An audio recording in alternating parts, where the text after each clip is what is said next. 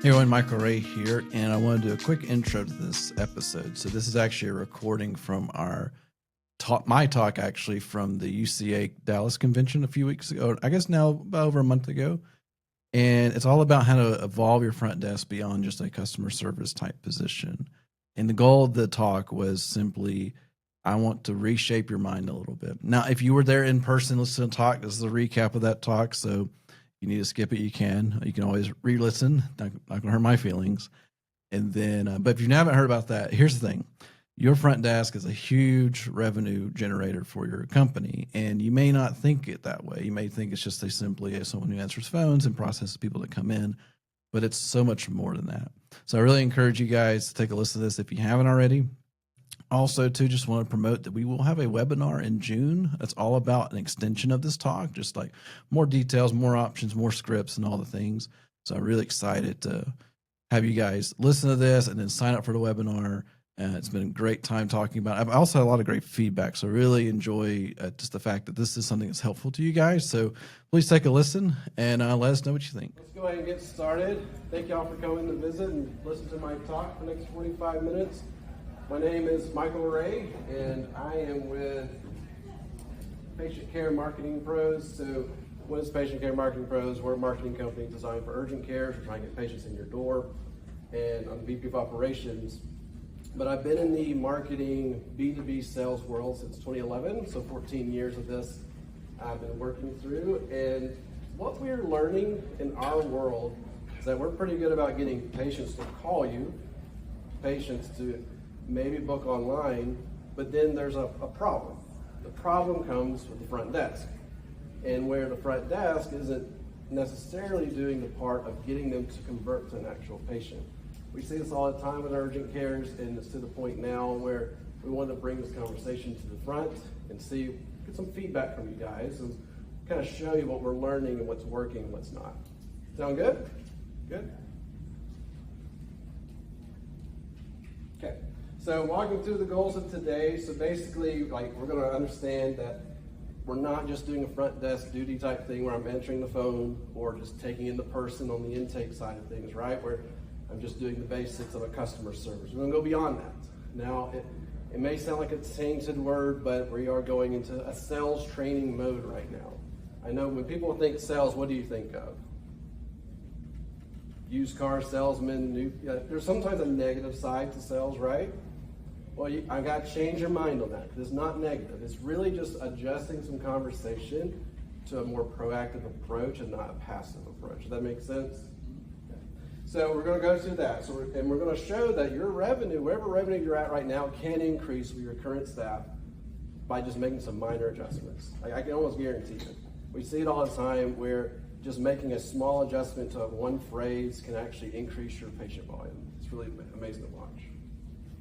Beyond that, I'm actually going to give you guys resources. So even if you're trying to jot down some notes, don't worry, we'll have a scan at the end. You can scan it and you can download all the scripts I'm talking about and everything. So don't feel like you have to rush on the notes here at all today because we want to make sure you get all the information that we have to offer. Sound good?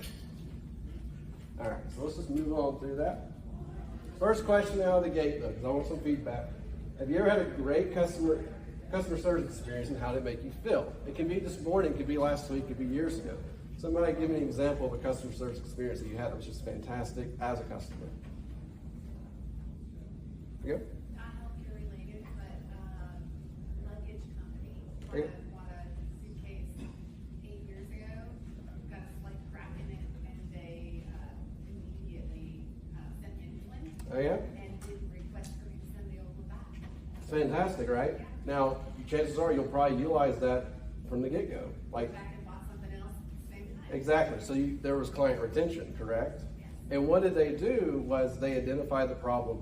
They had a solution to your problem beyond what you thought the solution could be, and it impressed you. So now you're a forever client, a forever patient, right? So who else? Go with another example, somebody else.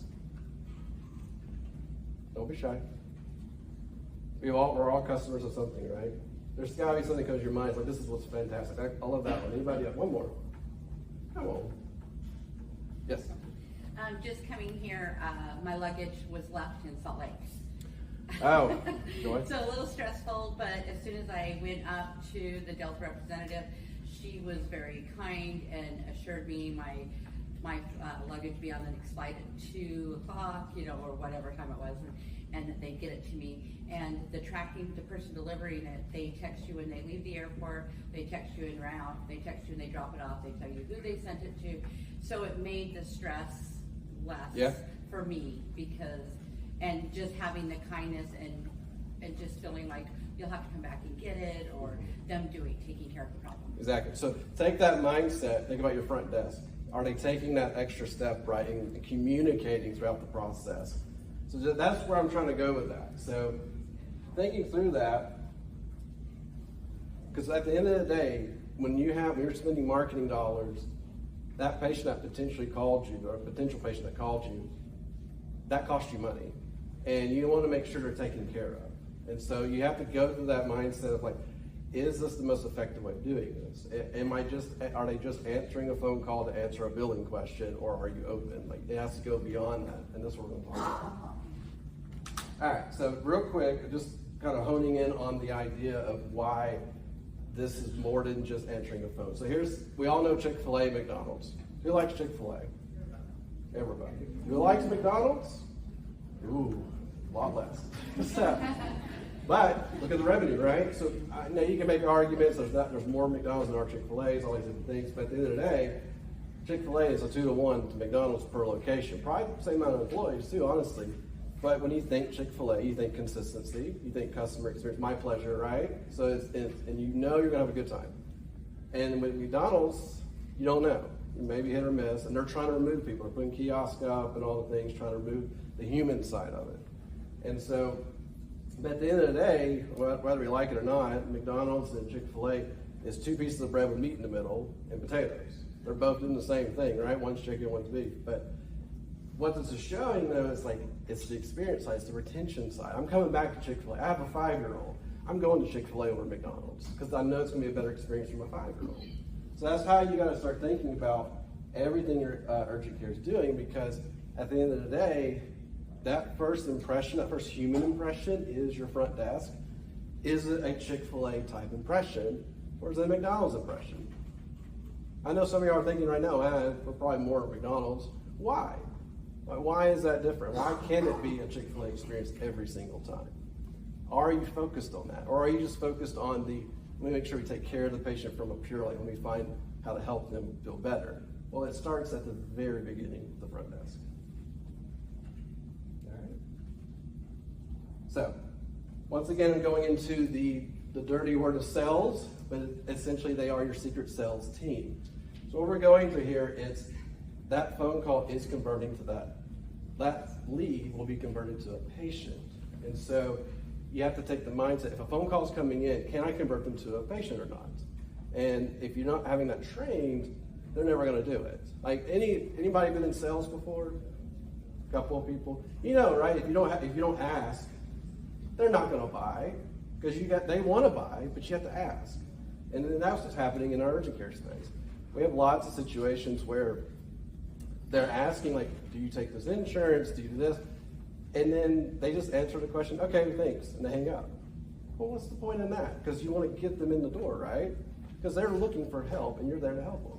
So that's the mindset, and what I'm trying to tie in together before we go into it is because we see it, your front desk can make or break a good month.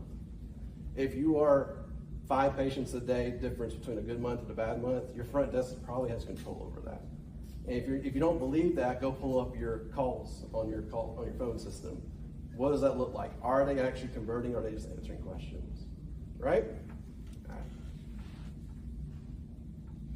So there's just some basic stats here, like just to kind of showcase some information. 1% increase in retention could equal 4% more lifetime value. That adds up over time. I don't know if you guys ever heard like that mindset of be better 1% at a time. It can make a huge difference. So this is where we are with that. Also, just looking at this big number over here on the right is 873% ROI, better patient engagement. So that's just the idea of taking a clinic and making inquiries better and utilizing some AI to kind of help along the way. I don't think you guys have seen or heard Flip AI before, the vendor here as well. We're friends with them and they help bring up some of those stats, but like AI can definitely mix into the bit of this. Okay? All right, now I've kind of set the table. Raise your hand if you're confident that your front desk person can convert leads into patients. Maybe? It's a no. Which clinic? Exactly. Exactly. Now let me ask you, you said which clinic. What's making the difference between clinics? Patient demographic, Okay. employee demographic, managers. Do you think the manager's going to make an impact on that? Okay. So is it concerning that of this room, 2 or 3 people raised their hand that think they could do it? Why is this a problem? I mean, y'all are in charge of a lot of these people, right? That are in front of us. Why is this a problem to you guys? Is this not a focus? Or just an assumption? It's a fear. It's a fear. Well, tell me more. Why is it a fear? When you think about the competition in this role, right? I mean, people can come work for us and make $17 an hour. They can go work at Chick-fil-A and make $17 an hour. Right. So you're paying somebody to see your 30 or 40 people a day to have a great attitude. And there are sometimes managers who go, oh my God, if I counsel that person, then they're going to leave to go make money at Starbucks or Chick-fil-A, and then I'm stuck at the front desk. So that's a real. It's just a fear. It's a real fear, but it's not. But it's actually It's fake. not valid, yes. Yeah, it's fake. Because if I train you and make you better, yes, you could leave. But if I kept you and made you worse, you're not going anywhere, and it's just hurting my clinic. Correct. And you're afraid to get rid of them, or afraid to like sit down and have that hard talk with them, and you have to, because at the end of the day, like this is real. Like if you can help somebody go from 30 patients a day to 35 patients per day just by having a better conversation, who's winning? Everybody's winning, right? So I'm thank you for mentioning fear because it's real. So we got fear. Anybody else got any reasons why they're not? Yeah. You're not putting your resources in front desk. Like you said, you're paying them minimum, just a little bit above minimum wage. That's the last focus you really look at. You look at your clinical staff, what can I do clinically, what can I do better? Because once they get through the door, you want to wow them. Yeah. You want to, it's the doctors, it's the nurse practitioners, it's the clinical staff, front desk staff, usually last on the list. So why? Right? Like, because at the end of, okay, let's take away the healthcare side. Most businesses that aren't healthcare that have a sales part, the salespeople make the most money because they impact the rest of the business. So you have to take that mindset. Your front desk needs to, if you increase your pay from like $20 an hour to $40 an hour, sounds like a big number, right?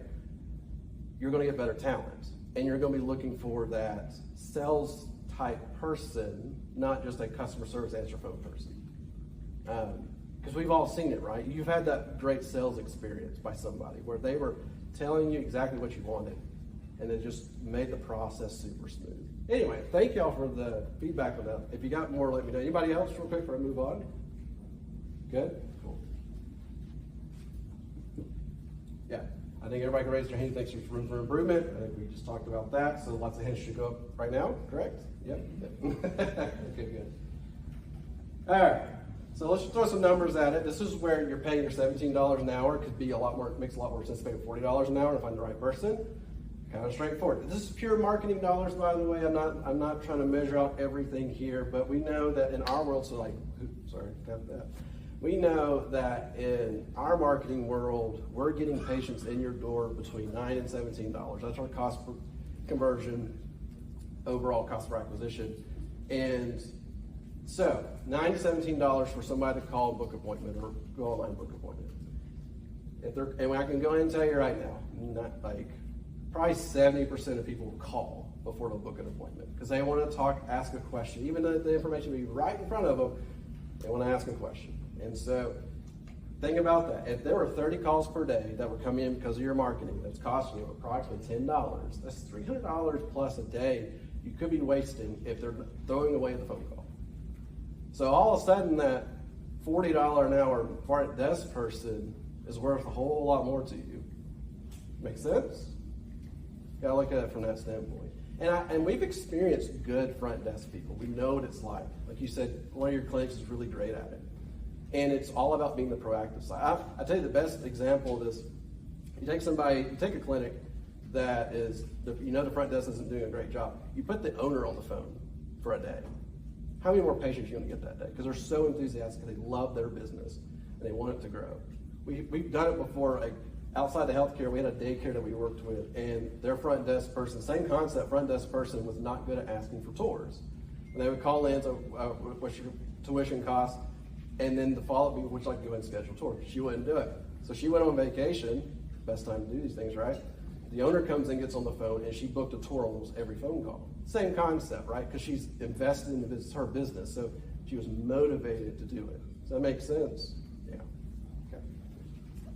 Does these numbers make sense? Like this idea of what it's costing you when the phone calls come through? Okay. Other things that you may not realize is that when you have missed calls, who in here knows how many missed calls you guys are averaging right now in your clinic? How many missed calls are you getting? About 30%. 30% of all calls coming in are missed. Are they because they're after hours or because you're busy, or do you know? It's a little unclear. That has been the hard part, got in exactly what a missed call is. Okay. Yeah, right. So something that goes to a voicemail and all the things. Right. Did they hit a call tree and abandon the call tree because they got their answer? I tell you, call trees are interesting because while they do save some time, they hurt your conversion. We recognize that. It's a real thing. So who else? What was your number? I'm with Oh, okay, cool. Anybody else? What's your missed call number? We're at 96%. 96. Okay, nice. Anybody else? One more. Yep. Who's in 96? All right, Sean, we're going to talk later. There you go. Easy connection. What was yours? 13%. 13% missed calls. So, and you guys, like, the percentages matter because you're getting thousands of calls.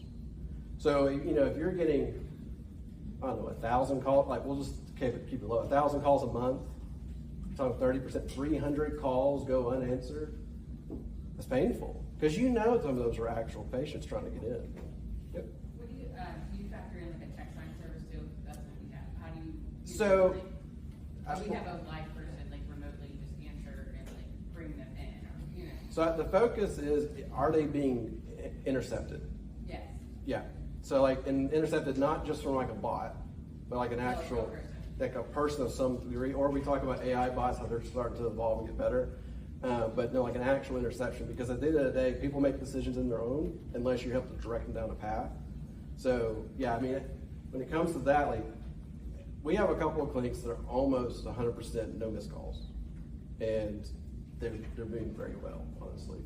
So that's the part I want to push on you is like, even if they are interacting to some degree, is there like that final push? Like, are they getting what they need, and then can we get them into the clinic? Because a lot of times when you just let them just answer a basic question, then they're done. I mean, you do it all the time. You're shopping online, right? You ask the bot something, and okay. But if somebody calls you and say, hey, actually, I saw you said this. Can we go ahead and take care of this for you? Okay, I'll go ahead and take care of it. Because you want to say yes, but sometimes you have to push to say yes. All right, some other things there. So the patient experience, we all know about patient experience. You poor souls with your Google reviews, how you have 5 stars and 1 stars all day long. People love to talk about a bad time before they'll talk about a good time.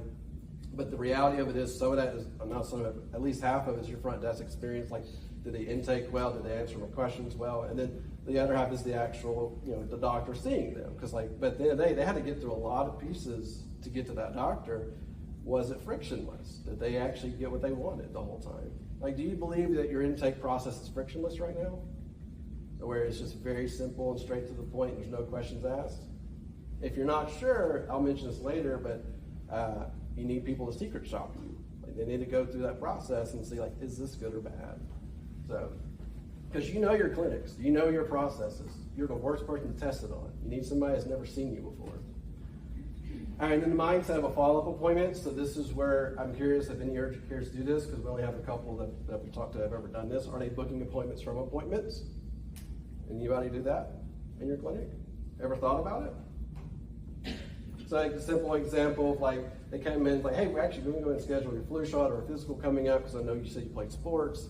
I take care of that for you. Anybody do that at all? A couple? Yeah? Does it work?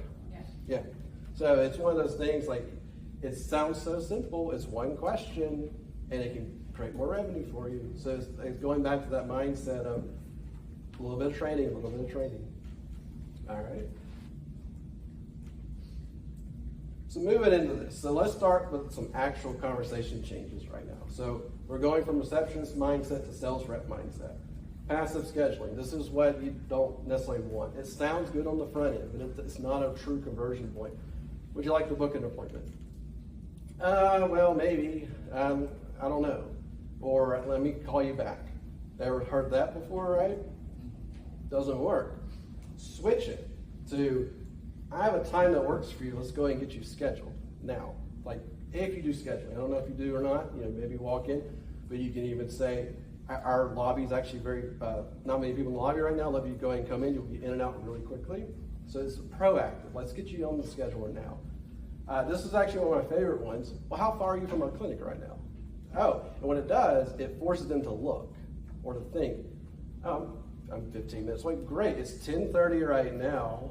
I have a slot for 10:50. Can I go ahead and put you down for that and I'll see you in 15 minutes? Absolutely, because you solved their problem. They no longer have to search anymore because you took the time to engage with them. Does that make sense? So like when this came about, because like I done a lot of B2B sales. In the sales world, hey, would you like to book a time with me to talk about marketing?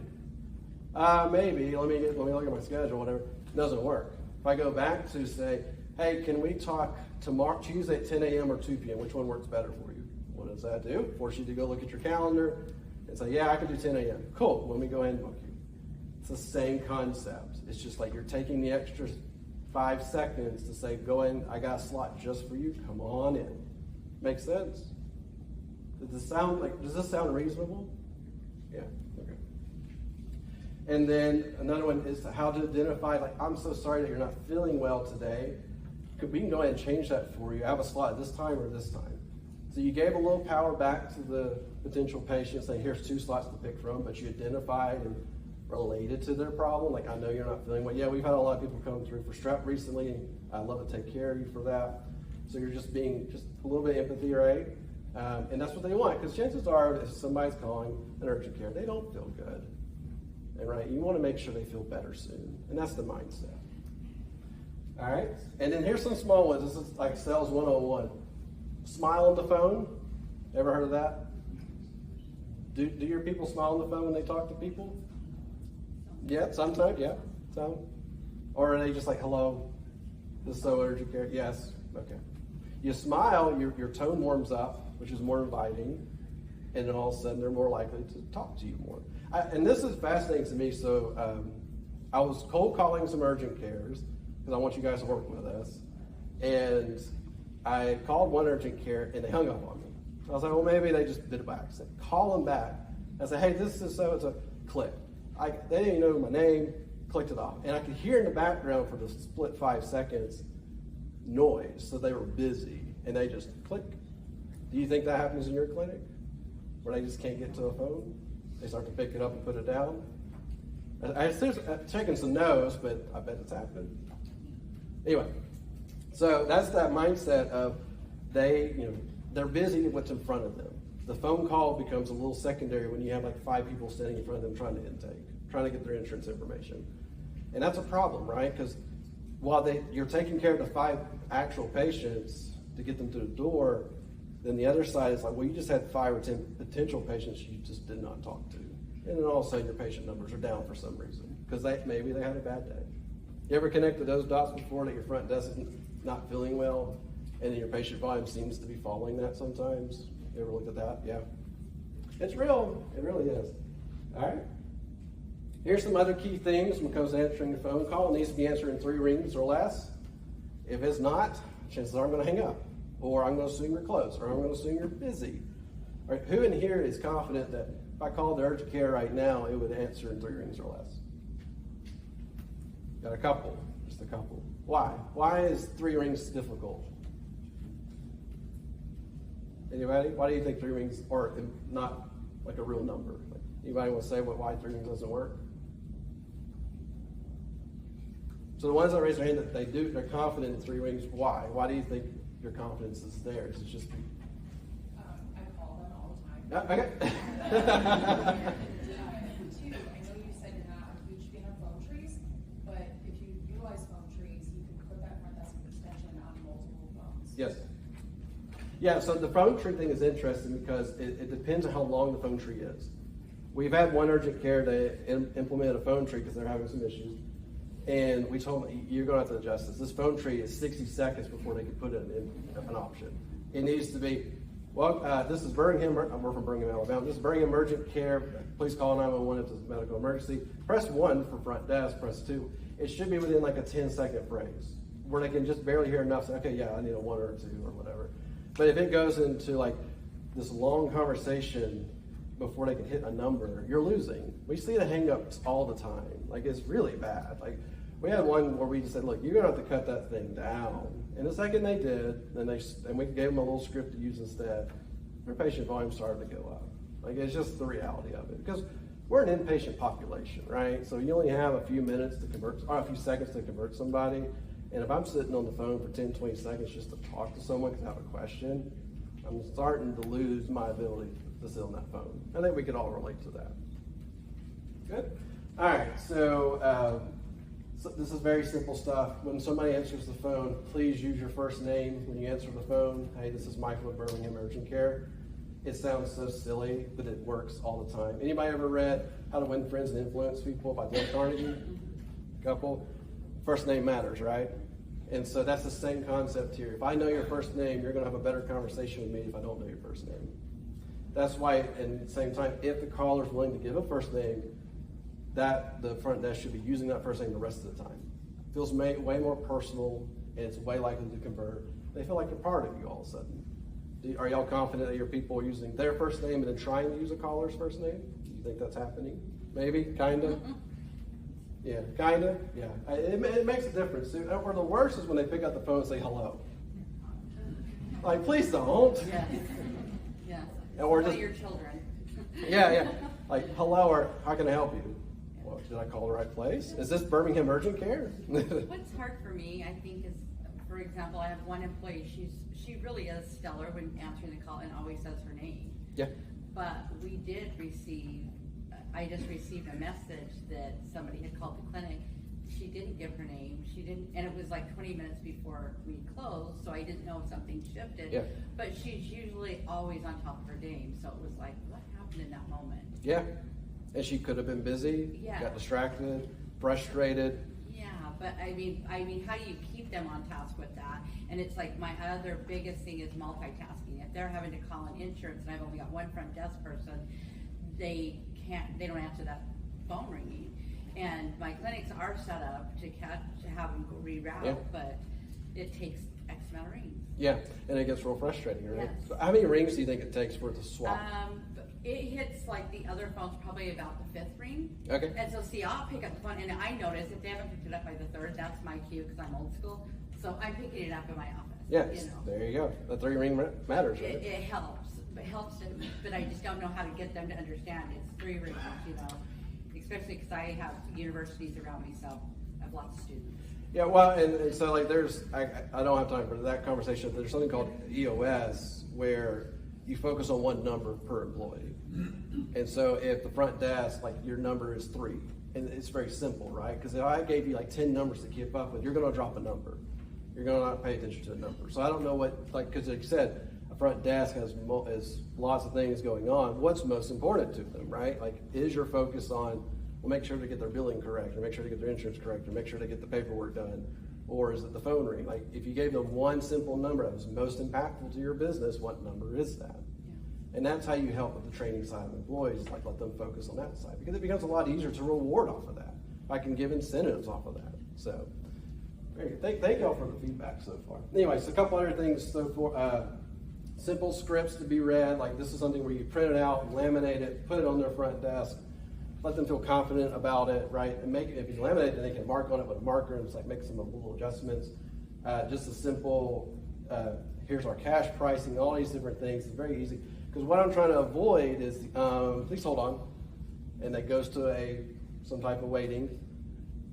30 seconds later, because they got distracted when they put their phone down, and now it becomes 2 minutes to go get a 5-second answer, and then that person probably already hung up. We've seen it lots and lots of times where, especially, I'm okay with like if they pick up so-and-so, can you please hold for just a second?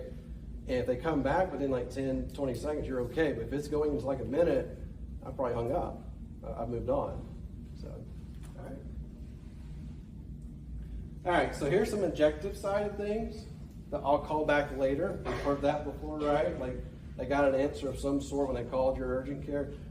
Would you like to come in? I'll call back later. So it could be, and I've heard this too, okay, I'll call back when ready. They're not going to call back.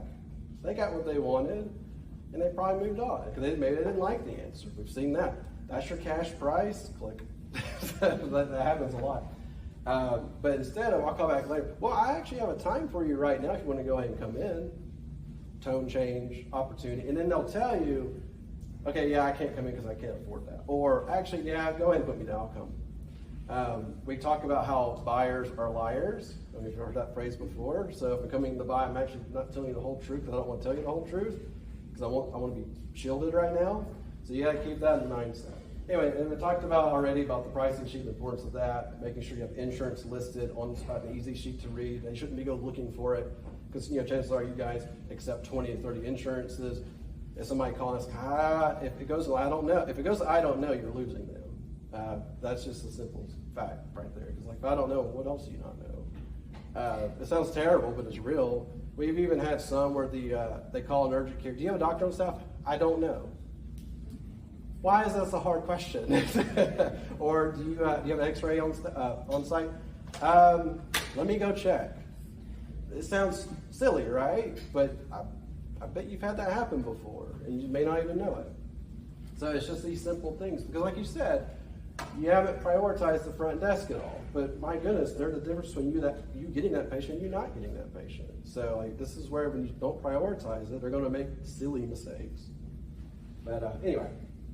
Is this good so far, you guys? This is good stuff? Okay.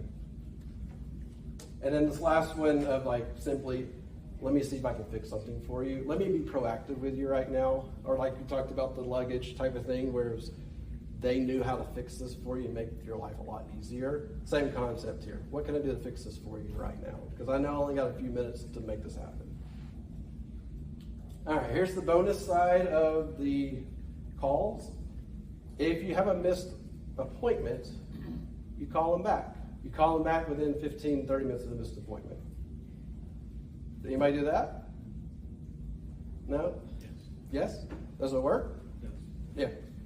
It's simple. It's very simple. Like if it's an 11 o'clock appointment, it's 11:15, they haven't shown up, call them. Hey, I'm just checking, make sure you're still coming. Oh, I got caught up, so I was like, well, cool, can I move your appointment to this time? Absolutely, I'll be there in 15 minutes. Instead of, I got distracted. Who was I supposed to go to? Because they forget, because sadly, when it comes to branding of an urgent care is an urgent care is an urgent care. It's very hard to separate brands for people because they all kind of feel the same to them, which is frustrating, right? But it works. The callback really does work. And when we say this here, you got to do it in 15, 30 minutes of a missed one because if it goes beyond an hour, they've already gone to the other place. Or they're already en route to the other urgent care. Or they just lost interest. Maybe I do feel better. That mindset. And then, basically it's that proactive conversation. You saw Mr. Would you like to reschedule? And then, hey, and here's the missed call in. Hey, this is Michael from Emergent Care. So sorry I missed your call. How can I help you? Like, it's that coming back with that name part of things and just engaging them just a little bit. And I do realize this is why I put bonus points on this, is taking an extra step outside of their norm to do this. And you have to have a process around to do this. So, but it does work. As you confirmed, it definitely does work. So let's talk about AI a little bit because AI is here. It's not going anywhere and healthcare is embracing it. So AI can handle some stuff. We have, I talked about Flip for a second. We're working with some AI stuff ourselves, and it can take calls, it can schedule, it can send you a text and all that stuff. And it's really good for booking some straight appointment stuff. The second it gets complicated, it needs to go to a human very quickly. And complicated is beyond just an insurance question, right? Or can I talk to the doctor? Can I do this? Those type of questions, that type of stuff. Anybody using AI right now? On the voice side, like, is it working? It's Flip. It's Flip? Is it? Yeah. You like it? Yeah, it's great. Good. Awesome. So it does work, right? All right. So I don't know if this will play. Let's try it. So this is us using our AI, just an example. Hannah was making a call. I have no idea this will sound. You have reached Nick's Urgent Care. If this is an emergency, hang up and dial 911. How can I help you today? Hi, I was wanting to schedule an appointment. Okay, I am sending you a link to schedule your visit. Great. I've sent you the Yeah, scheduling it's the link. text. Could I get your name, please? Yes, my name's Hannah Green. I was wondering what your hours were. Thanks, Hannah. Our hours are Monday through Friday from 8 a.m. to 5 p.m. and on Saturdays from 9 a.m. to 3 p.m. We're closed on Sundays. Anything else I can help you with? Yeah, I was just wondering if I could speak to a doctor really quick. This is Hang where on, I AI will struggles, transfer your it's a little call. slow, right? And it connects over. This is actually Nick picking up the phone. Thank you for calling Nick's Urgent Care. How can I help you? Yeah. You have reached. So that's a good example of like AI is where it's not 100% human, right? Like there's definitely some delays I can recognize as AI, but my goodness, that's a better option just missing the call altogether, right? So, You have. oh, there you go. So we did talk to Flip. Like, can you give some case study information because you guys are really deep with on the flip side? And basically, that was weird. 30% of all inbound calls that claims never reach a human. You confirmed that today, saying 30% are missed calls. So like this line's right on up. AI can be 24/7, which can help with some of that. And then at the end of the day, AI was flipping that 30%. They were taking, let's say, 1,000 calls, 300 are being missed. Now 40% reduction of that, so 120 less missed calls can make a difference, right? I mean, if you just had 10% of those convert into patients, it makes a difference. So that's where AI is going. It's got more work to do. It's not perfect yet, but it is working, and we can confirm it's working. All right. All right, here's some action plans for you guys because we're getting up to the end here. So, role play. Anybody ever role play with their staff? Yeah? Which staff do you role play the most with? Front desk? Okay. And when you do a role play, are you calling in the front desk, or are you just sitting down and talking to them about conversations that you're having? Or somebody give me an example of what the role play looks like. It's an in-person role play where you sit and you act as a customer and then you observe their responses and then you give them back the response in which you would expect them to do. I got you. So, You go both ways, so you role play them as a patient and then flip it. do you ever find where you need to okay, let's retrain on this little piece here? Or they give a really interesting answer you weren't expecting? Yeah. And so I'm encouraging this right now, role play with your people. And if you're afraid to, you're going to have to get over it. It's just the reality of it. You need to sit down with your front desk, have a conversation. Like, all right, I'm going to give you the top 5 questions I know you're going to get because I've heard the calls or whatnot. And I want you to answer them just like I'm a patient you never talked to before. And then you need to be aggressive with them. It's like, well, I'm an angry patient now. I'm a nice patient. I don't want to talk to you, but I have to patient. Like all these conversations, you need to see where are they with their conversation. This is sales training. This is that part that matters. Because then you need to, on the role playing side, you need to say, okay. I can see you can answer the hard questions, but you're not being proactive and say, well, let's go ahead and book you a time to take care of this for you. Because I bet that's happened, where they're not pushing for that booked appointment. They're just answering the hard questions, but they're not pushing on the proactive side. So start role playing if you haven't done it. All right, and then actual call scripts. So be confident in your call script. I'm going to give you guys call scripts at the end here. You can scan in, and you'll have some basis to work off of. Some of it's generic because I'm not your engineer. But at the end of the day, you need to have some basic scripts because you want to be consistent. Like if you're multi-location, you want that each location to sound exactly the same and be confident in that. It's the Chick-fil-A experience, right? Like if I go to Chick-fil-A here, if I go to Chick-fil-A in Birmingham, if I go to Chick-fil-A in California, it's the same thing. And that's what you want with all your clinics at the end of the day. All right, and then here's the fun one. It's the secret shop. We talked about that briefly at the very beginning. Who in here has done secret shopping? A couple of hands. And who did you use? A family member or a friend? Who'd you use? Managers from other centers or, Yeah. So I will encourage you, use somebody who's never used your urgent care, that knows nothing about your urgent care. And it needs to not just start from a phone call. It needs to start with, go to my website, go book an appointment, make a phone call. How hard was it? And you can sit there and watch them, and you can't help them, right? If you help them, you lose. That's not secret shopping anymore. Because we've seen that happen. It's like, well, you just go up there and click that. Well, why did I have to tell you that, right? Like, I shouldn't have to tell you that. This is the marketing side for us. And when they go to that call, and you say, I want you to say that you're sick, and basically need to see if there's appointments available and see what happens. And you'll be surprised. Like, it may be great, it may not be great. But this is like a 2-minute exercise, right? This is something you can do very quickly.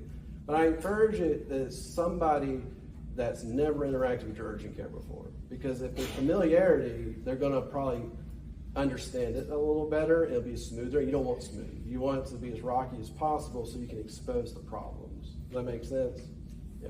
I would even say if you have a kid that's 15, 16, they probably don't care about your urgent care. So you can get them to call it, and they're going to be the most awkward people in the world, and we'll see how good your front desk is, right? So can I get an appointment out with this 15-year-old? I don't know. And so also too, so we have a podcast called Walk-Ins Welcome. There's episode 148, which is with Jessica Walker with Care Sherpa. This is what she does. She secret shops clinics and helps improve their follow-up process. It's not like, her focus isn't urgent care, it's specialties, but she's helped urgent cares in the past, and she's happy to help you with a secret shop situation. So that's like I said, we got Walk-Ins Welcome. I'm a co-host to it. It's a fantastic episode, encourage it. All right. And then finally at the end right here, so scan that code now to get to that information. Yeah. And we're going to ask you for information because we're marketers. But you're going to get a link to the slides here, call scripts, our DIY toolkit. If you like running Google Ads yourself, we got some information that'll help you run your ads a little bit better, and everything else. Everybody get it? Plug in your info. Okay. All right. I hope you guys enjoyed that recording from UCA Dallas. So once again, it was all about how to encourage your front desk beyond the simple customer support side of things, but more into a sales type role. I hope there's some good information you got out of it. As always, we will have links to the different things that you can sign up for, including those scripts that I had mentioned in the talk. And then, of course, we do have our webinar coming up, which is an extension of the front desk evolution, just more details and so forth. We'd love for you to sign up for that as well. Let us know if you got questions, but thanks again for listening.